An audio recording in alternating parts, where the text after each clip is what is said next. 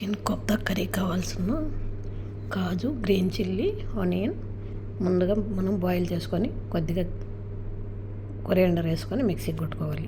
దాన్ని పక్కన పెట్టుకొని 1/2 కిలో కీమాను ఇలా బాగా సపరేట్ చేసుకొని దీనికి తగినంత మసాలా వేసుకోవాలి. గరం మసాలా, ధనియా పౌడర్, జీరా పౌడర్, హల్దీ పౌడర్, రుచికి తగినంత సాల్ట్, గార్లిక్ జింజర్ పేస్ట్, కాలి మిర్చి పౌడర్, 1/2 టీ స్పూన్ నెయ్యి వేసుకొని బాగా సన్నగా కట్ చేసుకున్న కొరియాండర్ లీవ్స్ ఇవన్నీ వేసుకొని బాగా సన్నగా మిక్స్ చేసుకొని ఇలా రౌండ్గా బౌల్ చేసుకొని కొద్దిగా గీ వేసి వాటి బాగా పచ్చివాసన పోయినంత వరకు ఫ్రై చేసుకోవాలి. ఇలా బ్రౌన్ కలర్ వచ్చినంత వరకు కబాబ్ మాదిరి ఫ్రై చేసుకోవాలి.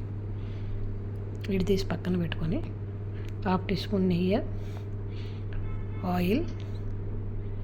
ఆయిల్ వేడైన తర్వాత మనం అక్క మసాలా వేసుకోవాలి. లవంగ్, ఇలైచి, దాల్చిని, బిర్యానీ ఆకు, మిరియాలు వేసుకొని బాగా వేగిన తర్వాత మనం పేస్ట్ చేసి పెట్టుకున్న పేస్ట్ని కూడా వేసుకోవాలి. ధనియా పౌడర్,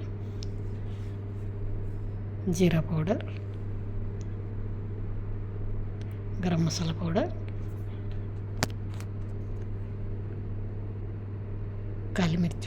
లాల్ మిర్చి పౌడర్, గార్లిక్ జింజర్ పేస్ట్, రుచికి తగినంత సాల్ట్ వేసుకొని బాగా ఫ్రై అవ్వనివ్వాలి.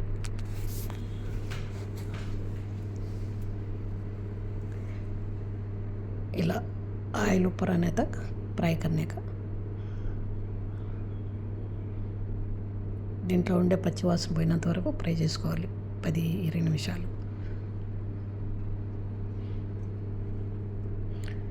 ఇప్పుడు 2 టేబుల్ స్పూన్ పెరుగు కూడా వేసుకోవాలి. వేసి ఇలా బాగా ఫ్రై అయిన తర్వాత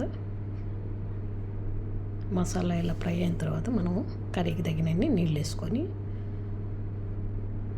బాగా మిక్సీని కలబెట్టి మూత పెట్టుకోవాలి. ఇప్పుడు ఇలా బాయిల్ అయిన తర్వాత మనం ఫ్రై చేసి పెట్టుకున్న ఈ కబాబ్ని కూడా వేసుకోవాలి. బాగా ఉడికిన తర్వాత మూత తీసి మనం సన్నగా కట్ చేసుకున్న కొరియాండర్ లీవ్స్ వేసుకోవాలి. అంతే, సింపుల్ రెసిపీ, చాలా బాగుంటుంది.